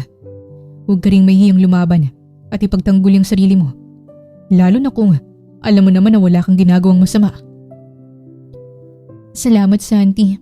Mas na-motivate tuloy ako mag-exercise pa. Tara, takbo tayo. Ikutin natin ang buong Maynila. Nanlaki ang mga mata ni Santi. Joke lang. Gusto kong subukan yung treadmill. Sa tingin mo ba kakayanin ako niyan? Hindi naman siguro yan masisira, no? Naging gym buddy silang dalawa. Tuwing umaga, ay magkasabay silang nagpupunta sa gym. Marami pa rin kumukutya kay Eliza at palagi naman siyang pinagtatanggol ni Santi. Tinulungan din siya ni Santi sa mga pimples niya. Sinamahan pa siya nitong kumonsulta sa dermatologist. Makalipas ang ilang buwan, may pinagbago na rin kahit papano ang katawan at mukha niya. Nabawasan ang pimples niya dahil sa mga cream na pinapahid niya. Nabawas na rin ang taba sa mukha niya at lumilitaw na ang jawline niyang nakatago ng ilang taon. Pati na rin ang leeg niya na dati hindi talaga halos makita sa laki ng kanyang mukha. Lumuluwag na rin kahit papano ang kanyang mga damit. Sa wakas, may leeg na rin ako! Sambit ni Eliza. Madalas nila akong inaasar na walang leeg dati. Nakatago kasi siya sa laki ng double chin ko. Hindi nga to double chin eh, parang triple chin na. Pagkukwento niya, At least, mababawasan na yung isa sa mga pang-aasar nila sa akin. Hindi na nila ako maasar ng walang leeg kasi isasampal ko talaga sa kanila tong leeg ko. Pumihit siya para kay Santi. Kanina pa kasi ito tahimik. Napakarami nang sinasabi niya pero wala man lang itong komento. May problema ba, Santi? Masaya lang ako na masaya ka. Nagbubunga na rin ang pinaghirapan mo ng ilang buwan. At hindi ako mag-i-improve ng ganito kung wala ka, Santi. Salamat sa lahat ng tulong mo sa akin. The best ka talaga. Marami ng lalaki ang aakit ng ligaw sa inyan. Hindi mo na ako papansinin. Grabe! Bakit naman hindi kita papansinin, Aber? Kaibigan kaya kita. Medyo nabawasan lang naman ang taba ko. Pero hindi naman ako gumanda. Ayaw pa rin ng mga lalaki sa gantong katawan. At isa pa, hindi ko naman to ginagawa para magpa-impress sa mga lalaki eh. Ginagawa ko to para sa sarili ko. Kasi gusto ko na mag-iba na yung trato at tingin nila sa akin. Basta sa paningin ko, maganda ka, Eliza. Sobrang ganda mo. Tumayo si Santi at naglakad dito papalapit sa kanya. Ikaw ang pinakamagandang babaeng nakilala ko. Maganda ka mula sa panloob hanggang sa panlabas na anyo. Ilang ulit siyang napakurap. Hindi magkamayo sa pagtibok ang kanyang puso. Batid niya rin kasing pula na ng kamatis ang kanyang mga pisngi. Ilang inch na lang ang layo ng mukha nila sa isa't isa. Mariing na ikuyom ni Eliza ang kamay niya. Handa na siya kung sakali mang halikan siya nito. Yumuko si Santi para magpantay ang mukha nila. Napasinghap naman siya. Isang maling galaw lang ay posibleng magdikit ang kanilang mga labi. Pumikit si Eliza at ngumuso. May sapot ng gagamba tong buhok mo. Sabi ni Santi. Kaya napamulat siya ng mga mata. Ipinakita ni Santi ang sapot. Lumayo na rin ito sa kanya. Saan ka ba nagsususuot? Hinawi ni Eliza ang buhok niya. May sapot lang pala. Ang kapal naman ng mukha ko. Nag-expect pa talaga ako na hahalikan niya ako. Malabo naman talagang mangyari yun. Hindi talaga ako type ni Santi. Isang umaga, nilapitan siya ni Madam Zuli habang abala siya sa pag-check ng file sa computer. Eliza, malapit na ang birthday ko. Sana naman hindi mo makalimutan yon. Mabilis na tumayo si Eliza at ninitian ito. Yes, madam. May mga tinawagan na rin po ako para tumulong sa party. At syempre, napadalhan ko na rin po ng invitation ng lahat ng ini-expect niyong guest. Okay, dapat nandoon ka ha? Madam, hindi po kasi ako sanay sa mga party. Eliza, pinaghirapan mong i-prepare yon. Kaya dapat lang present ka sa birthday party ko. Magtatampo ako kapag hindi ka pumunta. Napakamot ng ulo si Eliza. Yung huling party kasi na pinuntahan niya ay party pa ng tita niya na nilait-lait lang siya. Natatakot lang siya na maulit na naman ang ganon. Pagkatapos ng trabaho niya ay sinundo ulit siya ni Santi. Pasensyoso itong naghintay sa labas ng building nila. Santi! Nagubad ng helmet si Santi at nilingon siya. Kagad itong ngumiti sa kanya. Nag-dinner ka na? Tanong agad ni Santi. Hindi pa nga eh. Gusto mong mag-barbecue tayo? Hindi na. Ayokong kainin ng kalahi kong baboy. Charot, syempre gusto ko. May nagba-barbecue pa ba ng gantong oras? Tumango si Santi at inabutan siya ng helmet. May alam ako. Tara. Tahimik na ang kalsada. Nililipad ng hangin ang buhok nila. May suot na jacket si Eliza pero ramdam pa rin niya ang malamig na pag-ihip ng hangin. Hinigpitan niya ang pagkakayakap niya kay Santi. Wala ka bang balak maghanap ng girlfriend, Santi? Wala sa sarili niyang tanong. Pati siya ay nabigla rin sa kanyang sinabi. Gusto niya sanang bawiin ito pero nakasagot na si Santi. May girlfriend na ako. Ikaw? Umawang ang labi niya sa gulat. Nahampas pa niya si Santi. La, anong ako? Hindi naman tayo. Hindi ka nga nanliligaw eh. Natawa si Santi. Girlfriend naman talaga kita, hindi ba? Sa Tagalog, Kaibigan na babae. Yung seryoso kasi, Santi. Susuportahan naman kita kapag nagkaroon ka ng love life eh. Hindi pa kasi readyng pumasok sa relasyon yung babaeng gusto ko. Hinihintay ko pa siya. Saglit na natigilan si Eliza. So, meron nga talaga. Ngiwi niya at biglang nagsisisi sa itinanong niya. Nasaktan tuloy siya sa naging sagot nito. Grabe naman makapagselos, Eliza. May karapatan ka ba? Sermon niya sa kanyang sarili. Ibabalik ko sa iyo yung tanong, Eliza. Ayaw mo pa rin bang magkaroon ng nobyo? May magmamahal pa ba sa akin, Santi? Hindi na ako aasa na may lalaki pang magkakagusto sa kagaya ko. Ako, gusto kita. Anong sinabi mo? Hindi siya sinagot ni Santi. Ang barbecuehan na sinasabi ni Santi ay nasa tabing dagat lang. Maliit na kubo lang ito at may nakahilerang mga lamesa at upuan sa harap ng kubo. Kagad nilang nilapitan ng dalagitang nagluluto ng barbecue. Hi, Ching. Masiglang bati ni Santi. Kuya Santi! Kagad siyang niyakap nito. Kumustang negosyo mo? Usisa ni Santi at marahang tinapik ang ulo nito. Maraming customers kanina, kuya. Napatingin si Ching kay Eliza. Sino tong kasama mo, kuya? Jowa mo? Maganda ah, bagay kayo. Hindi pa.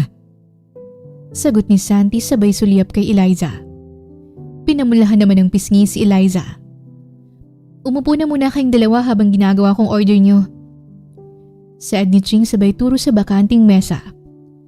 Kagad silang umupo ron. Close na close kayo nun ah. Oo eh. Magkasabay kaming lumaki nun sa ampunan. Nung nawala ang mga magulang ko, pinadala ko ng mga tiyahin ko sa ampunan kasi hindi nila ako kayang alagaan. 2 years old si Ching at 11 naman ako nung una kaming nagkakilala. Parang totoong magkapatid na ang turingan namin sa isa't isa. Makalipas ang ilang minuto ay dala na ni Ching ang order nila. Pwede ba akong makiupo? Namiss ko kasing kakwentuhan tong si Kuya Santi. Napakatagal na nung huli siya nagpunta dito eh. May usapan kasi kami na. Ching, atin-atin lang yun. Sita ni Santi at pinandilatan pa ito ng mga mata. Humagikik naman si Ching at umupo na sa tabi ni Eliza. Ang usapan namin ni Kuya Santi noon ay sa susunod na pabalik siya dito. Dapat kasama niya yung babaeng pakakasalan niya. At ngayong nakabalik na siya, ikaw ang babaeng una niyang dinala. Pagkikwento ni Ching, kilig na kilig pa ito. Ibig sabihin, may balak siyang pakasalan ka. Uubusin ko lahat ng paninda mo, Ching. Basta manahimik ka lang. Pagmamakaawa ni Santi. Kuya, huwag ka nang mahiya. Walang mangyayari kung magpapakatorpe ka dyan. Gusto mo bang tumandang binata ha? Malapit ka lang mag-30. 2 taon pa, Ching. 28 pa lang ako. Palipat-lipat ang tingin ni Ching sa kanila. So, anong status ng relationship niyo? Magkaibigan lang kami ng ate Eliza mo, Ching. Sagot ni Santi at napatitig kay Eliza. Marami akong nakikitang magkaibigan na kumakain dito. Pero hindi sila ganyan magtinginan. Ang feelings kapag tinago ng tinago, mas lalong lumalago. Gets nyo? O siya, maiwan ko na muna kayo. Ayoko namang sirain ang date nyo. Paalam ni Ching. Tumikim si Santi at kumagat na lang ng barbecue. Santi, mas okay ba talaga na dumalo ko sa birthday party ng boss ko? Oo naman. Hindi ba isa ka sa nag-prepare nun? Natatakot kasi ako eh. Baka pagtawanan nila ako kapag nakita nila ako na. Natigilan siya sa pagsasalita ng hawakan ni Santi ang kamay niya. Eliza, hindi ba napag-usapan na natin na dapat hindi mo na pinapakinggan ang kung anong sinasabi ng iba sa'yo? At kung pagtatawanan at lalaitin ka man nila, tawagan mo lang ako. Reresbakan ko sila. Dahil sa pangungumbinsi ni Santi, napagpasyahan din ni Eliza na dumalo na lang. Kahit nabawasan ang timbang niya, Hindi pa rin siya confident sa katawan niya.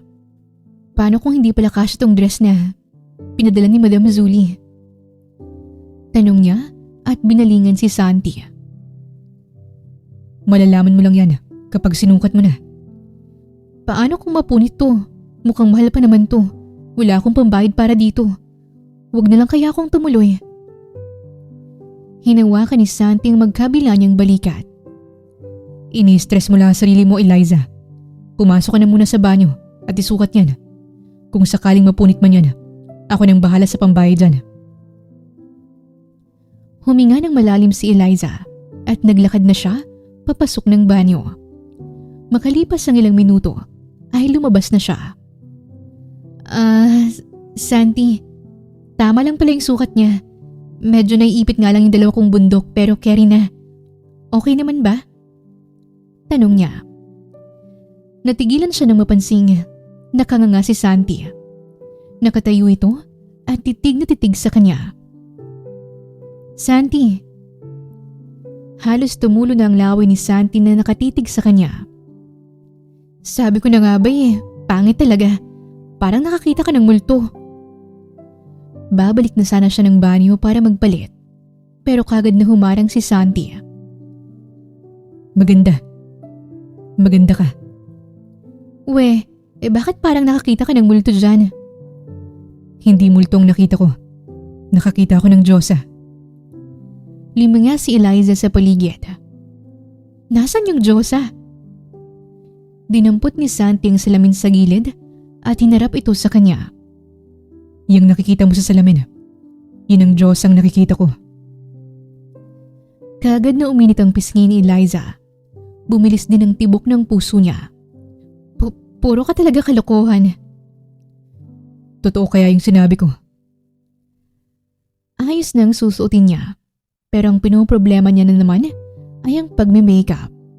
Hindi kasi siya marunong at tingin niya mas maganda kung maglalagay siya ng konting makeup. Dinampot niya ang eyebrow pencil at nagmukha lang siyang Angry Birds sa kapal ng kilay niya. Wala na talagang pag-asang mukhang to. Anong ginagawa mo? Nagpa-practice lang ako mag-makeup. Ang hirap talaga. Si Miyang mas maalam sa mga ganito Dapat pala nung nag-alok siyang turuan ako, nagpaturo na lang talaga ako. Hindi ko na sana pinoproblema to. Pwede kitang tulungan. Paano? Ako nang mag-aayos sa'yo. Ha? Ako nang bahala sa makeup at buhok mo. Paanong ikaw? Marunong ka? Proud na tumango si Santi. Paano ka naman natuto? Umalis na ako sa ampunan noong 18 ko. Paglabas ko, nakitira ako sa tiyahin kong bading. May parlor siya at pinagtrabaho niya ako doon.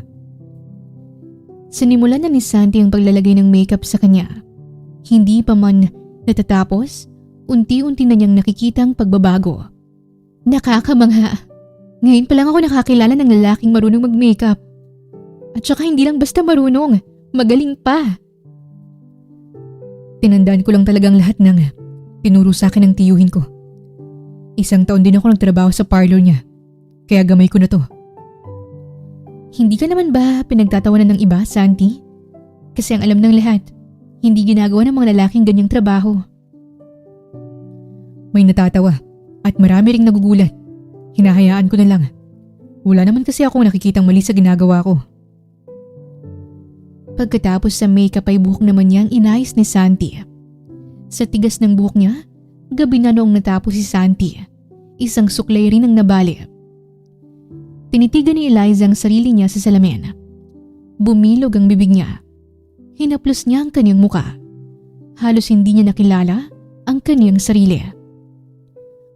Ako pa rin ba talaga to? Binalingan niya si Santi. Masyado mo namang ginalingan, Santi. Makeup lang naman ang ginawa mo pero para akong nagparitoke. Sobrang nag-iba talaga ang itsura ko. Gumanda. Maganda ka naman kahit nun pa. Hirit pa ni Santi at kinindatan siya. Ayos ba? Ayos na ayos. Magkano bang ibabayad ko sa'yo? Nagkasalubong ang kilay ni Santi. Hindi naman ako naniningil. Ang hirap kaya nitong ginawa mo. Dapat may kapalit to. Kung ayaw mong tumanggap ng pera, humingi ka na lang ng ibang kapalit. Sige, gusto kong mag-date tayo bukas. Diretsang sambit ni Santi. Date? Tayo? Sobrang bilis na naman ang tibok ng puso ni Eliza. Hindi niya alam kung ano bang dapat niyang maging reaksyon. Ito pa lang kasi ang unang beses na may nag-alok sa kanyang makipag-date. Sige, mag-date tayo. Sagot niya at napaiwas ng tingin. Kasing pula na naman ang kamatis ang mga pisngi niya. Mabilis na lumipas ang oras. Malapit nang magsimula ang birthday party ni Madam Julie. Nabanggit niya kay Santi na magkukommute na lang siya dahil hindi naman pwedeng sumakay siya sa motor ni Santi nang nakadress. Lili pa rin lang ng hangin ang dress niya at masisira ang hairstyle niya. Ngunit nagulat siya nang may humintong kotse sa harapan niya. Lula nun si Santi na nakasilip ang ulo sa nakabukas na bintana. Ihatid na kita. Kahit nagtataka, ay sumakay pa rin siya. Kaninong kotse nga pala to? Sa akin, nabili ko kahapon. Ayos ba? Oo, maganda. Ang yaman mo na talaga. Pabirong hirit niya. Sorpresa ko to para sa'yo. Bakit naman para sa akin? Para mas maganda ng service natin. Papunta sa trabaho mo. Mas komportable rin. Napakurep si Eliza. Kahit sa pagbili ng kotse, ay kapakanan pa rin niya ang inuunan ni Santi. Hindi traffic kaya mabilis silang nakarating sa party ni Madam Julie. Tawagan mo ako kapag magpapasundo ka na. Ani Santi at bumaba ito para pagbuksan siya ng pinto.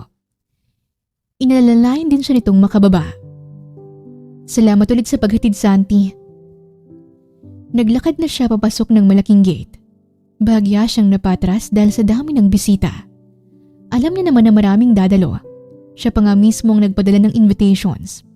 Pero hindi pa rin talaga siya sanay sa ganitong kataong lugar. May pa-red carpet, papasok, at doon lang pwedeng dumaan. Maraming napatitig sa kanya habang naglalakad siya sa red carpet. Nagulat at namanghang lahat sa ayos niya. Bumagay sa katawan niya ang dress. Ganun din ang ayos ng kanyang buhok. Maganda rin ang pagkakalapat ng makeup sa kanya. Eliza, ikaw ba yan? Tanong pa ni Madam Julie at hinagot siya ng tingin. Nakangiti ang matanda. Ang masasabi ko lang ay napakaganda mo. Mabuti naman at pumunta ka. Good evening, Madam. Happy birthday po ulit. Bati niya at bineso naman siya ng boss niya. Maganda ka talaga, Eliza. Kulang ka lang sa pag-aayos. Ang ganda naman ng pagme-makeup sa mukha mo. Sinong makeup artist mo? Yung kaibigan ko po, Madam. Ipakilala mo ako dyan. Kukunin ko siyang makeup artist kapag may mga event ako. Kung may mga natuwa, meron din namang inis sa kanya. May isa pa na sinadya siyang banggain kanina. Pero parang bumangga lang sa pader yung babae. Dahil hindi man lang nito natinag si Eliza. Eliza! Tawag sa kanya ng pamilyar na boses. Nilingon niya ang katrabaho niyang si Annabelle. Feeling mo naman ang ganda-ganda mo ngayong gabi. Para lang malaman mo, hindi sila namamangha dyan sa itsura mo. Tinitingnan ka lang nila dahil nandidiri at natatawa sila sa itsura at katawan mo. Saad ni Annabelle. Hindi naman ako nagmamaganda. Depensa niya at nilampasan nito. Hindi pa ako tapos makipag-usap sa'yo. Hoy, Eliza! Hinarap niya ulit ito. Annabelle, please, irespeto natin tong party ni Madam Julie. Huwag kang gumawa ng eksena dito. O baka gusto mong ipakaladkad kita sa mga gwardya. Wow, ang tapang! Naka-makeup lang, akala mo kung sino na. Nagtawag pa ito ng mga kasama at pinagtulungan nilang hilahin si Eliza palabas ng venue. Hindi niya maintindihan ng mga ito. Palagi na lang siyang pinag-iinitan kahit na wala naman siyang ginagawa. Itinulak siya ng mga ito. Bumagsak siya sa lupa. Tigilan niyo na nga ako! Asik niya at sinubukang bumangon. Pero dinaganan lang siya ni Annabelle at sinampal-sampal pa. May isa pa na humila ng buhok niya at yung isa naman ay kumuha pa ng gunting at pinagugupit ang kanyang dress. Hindi ka nababagay sa gantong lugar. Pwede bang maglaho ka na lang? Mag-resign ka na lang para hindi ko na makita yung pagmumukha mo. Tabachoy! Inis na sinabi ni Annabelle. Bakit ba galit na galit ka sa akin? Ano bang kasalanan ko sa'yo? Wow! Huwag ka na nga magmaang-maangan pa, Eliza. Kaya nga ako nagtatanong, hindi ba? Hindi ko nga kasi alam. At pwede bang tantanan niyo na ako? Buong pwersa niyang tinulak si Annabelle. Ito naman ang napahiga sa lupa. Bumangon siya at sinipa yung isa pa. Itigil niyo na tong kahibangan niyo. Lalo ka na, Annabelle. Sinulot mo ang trabaho na dapat ay para sa akin. Anong ibig mong sabihin? Ako na dapat yung papalit na sekretary ni Madam Zuli. Pero bigla kang umiksena. Inagaw mo yung posisyong matagal ko nang hinahangad. Isa kang malaking epal sa buhay ko, Eliza. Wala akong inagaw. At hindi ko kasalanan na ako ang napili ni Madam Zuli na maging bago niyang sekretary. Alam mo, may mga bagay na kahit pilit mong inaabot, hindi mo talaga makukuha. At dalawa lang ang ibig sabihin nun. Una, hindi talaga yun para sa'yo. At panghuli, hindi mo yun deserve. Sinugod siya ni Annabelle. Anong sinabi mo, taba? Bago pa man siya masampal ulit nito, ay isang lalaki ang sumulpot sa harapan niya para protektahan siya. Tama na, miss. Mariing sambit ni Santi at hinawi ang kamay ni Annabelle. Walang karapatan ng kahit sino man nasaktan siya. Pasalamat ka. Hindi ako pumapatol sa babae. Magsasalita pa sana si Annabelle pero hinila na ni Santi paalis si Eliza. Umalis na tayo rito, Eliza. Santi, bakit nandito ka pa? Akala ko umuwi ka na. Naiwan mo kasi ang cellphone mo sa kotse. Paliwanag ni Santi. Pasensya ka na. Kasalanan ko kung bakit nangyari to sa'yo. Akong pumilit sa'yo na dumalo sa party. Sira, wala kang kasalanan. Sadyang may mga tao lang talaga na ganun kasama. Sayang naman tong dress ko. Ginupit pa talaga nila. Nagulat ako kanina may baon pala silang gunting. Parang Girl Scout lang sila. Laging handa. Isumbong mo sila sa boss mo. Dapat sa kanila. Tinatanggal ng trabaho. Dinala siya ulit ni Santi sa tabing dagat para gumaan-gaan ang pakiramdam niya. Nakaupo sila sa buhanginan at hinahayang dumampi ang alon sa mga paa nila. Tumingala si Eliza sa langit at malalim siyang napabuntong hininga. Galit si Annabelle sa akin dahil sinulot ko yung pwesto na para sa kanya. Pareho pala kami nag-apply bilang sekretary ni Madam Zuli noon at ako ang natanggap. Kaya ganoon na lang kalaki ang galit niya sa akin. Wala ka namang sinulot dahil una pa lang, hindi niya pa naman nakukuha yung posisyon. At hindi mo naman kasalanan na ikaw napunta sa posisyong yun. Yun nga eh. Ganyan din ang sinabi ko sa kanya. Pero puno siya ng galit eh. Kaya hindi niya naiintindihan yun. Yung mga taong galit sa kapwa nila, sila yung mga taong galit sa sarili nila. Galit siya sa'yo dahil hindi pa rin siya satisfied sa achievements na meron siya. At dahil mas angat ka kaysa sa kanya, pilit kanyang hinihila pababa. Ginagamit niyang panlabas mong anyo. Binababa niyang confidence mo. Marami akong kilalang ganyan. Bigla na lang humikbi si Eliza. Akala ko talaga kapag nag-ayos ako, aayos din ang trato ng iba sa akin. Pero na-realize ko, hindi naman pala talaga ako yung problema. Sila yung problema. Hindi ko kasalanan na masama ang ugali nila at masyado silang mapanghusga. May nilahad na picture si Santi. Sino to? Takang tanong ni Eliza habang tinititigan ang matabang lalaki sa picture. Maitim, mataba, at halos pumutok na ang suot nitong damit. Ako yan. Nanlaki ang mga mata niya. Yan ang dati kong itsura. Santi. Alam mo kung bakit kinukulit kita lagi nun? Kasi nakikita ko yung sarili ko sa'yo, Eliza. Tuwing nakikita ako ng mga tao, palagi nilang pinapamukha sa akin na pangit at nakakadiri ang itsura ko. Bata pa lang ako, palagi na nila akong pinagtatawanan Sa school, madalas akong nabubuli. Kahit sa bahay ampunan, nilalayon ako ng mga bata doon. Si Ching lang ang bukod tanging lumapit sa akin.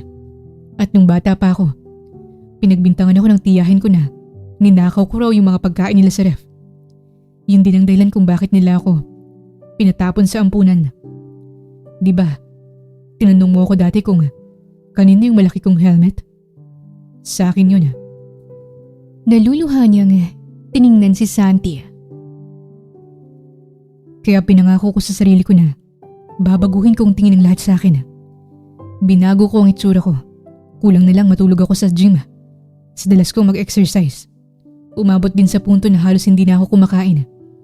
Pero hindi naman pala itsura ko ang kailangang ayusin, kundi ang ugaling ng mga taong nanguhusga sa akin. Marahan niyang hinawakan ang kamay ni Eliza. Kaya walang mali sa'yo, Eliza. Para sa akin, ikaw ang pinakamaganda sa kanilang lahat. Kung sana, nakikita lang nilang nakikita ng mga mata ko. Mahal kita, Eliza. Bigla na lamang siyang hinalikan ni Santi. Nabigla siya sa ginawa nito, pero hindi na ito tinulak. Gumanti siya ng halik.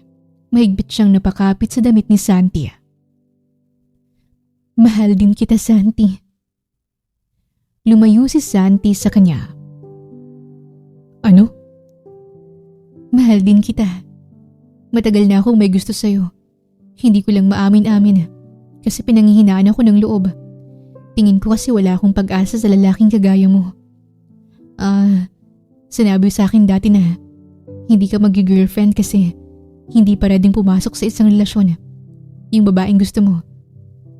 Sino yung babaeng yun? Ikaw, palagi mo kasing sinasabi sa akin na hindi ka pa handa. Kaya natorpe ako. Hindi pa dapat ako aamin ngayon, pero parang sasabog na ang puso ko. Kakatago ng nararamdaman ko para sa iyo, Eliza. Hinalikan siya ni Santi sa noo. Mahal na mahal kita. Hahalik pa sana ulit si Santi, pero bigla na lamang sumigaw si Ching. Kuya Santi! Ate Eliza! Luto na yung order niyo! Halina kayo rito! Lalamig na to! Noong nagkaaminan sila ni Santi, ay mas lalong tumaas ang confidence ni Eliza. Palagi kasing pinapaalala ni Santi sa kanya na kamahal-mahal siya. Hindi na niya iniintindi pa ang komento ng iba.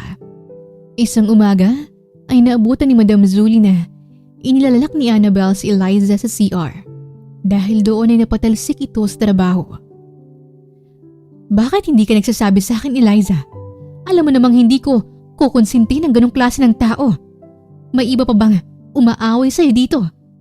Magbigay ka lang ng pangalan at ako nang bahala sa kanila. Ayoko po kasing palakihin pa yung gulo. Salamat po, madam. Mula pa man noon ay napakabuti niyo po sa akin. Ang swerte ko dahil kayong naging boss ko. Hindi mo rin pinagtatawanan ng itsura ko. Ibang-iba ka po talaga sa mga dati kong amo. Eliza, binigay sa'yo ng Diyos ang ganyang itsura. Kaya sino ba naman ako para husgahan ka? At isa pa, masipag at maaasahan ka. Kaya napapabilib mo ko. Nakaka-touch naman ang sinabi mo, madam. Pwede ba kitang mayakap? Natatawang tumango si Madam Zuli at niyakap siya pabalik.